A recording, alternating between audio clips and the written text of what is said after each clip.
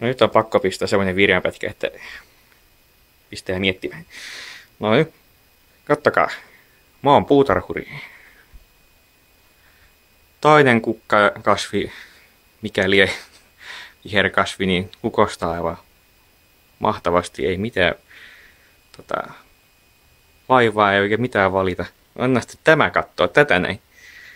Mä että mikä helvetti? Sori, mikä tätä vaivaa? Mikä on? Mikä kasvi?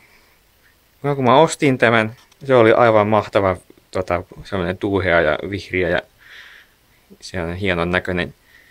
Ja sitten tää nyt kauhea kuiva kränkky, lehdet putoiloo ja tää tekee kuolemaa ihan selvästi. Mä en tiedä, vaikka mä mitä tälle teen, niin mikään ei auta. Tää on varmaan tullut tiensä päähän tämä kasvi, että ei tässä nyt kukaan tuu puuta eikä heinää. Että, en tiedä. Olen mun 6 puutarhakouluja käynyt ja niin poispäin, mutta tämä menee yli mun ymmärryksen. Tämä taas. Mä en tee tälle mitään.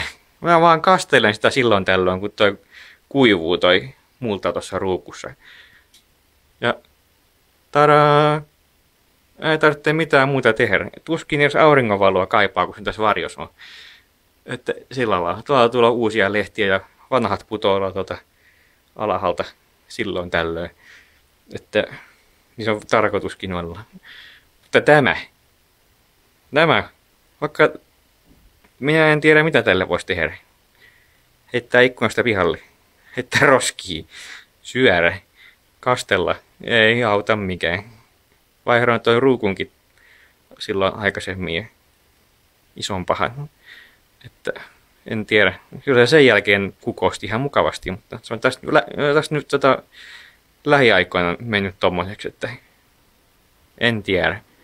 Pitääkö ruveta tekemään bonsai-puska siitä, että leikata noi kaikki muut varret pois, muuta kuin toi yhyre.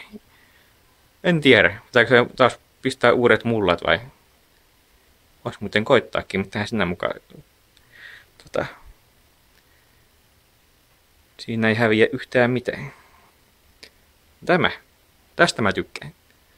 Tää on niin vaivaton kasvi, että ei tarvitse tehdä yhtään mitään. Muuta kuin kastella silloin tällöin.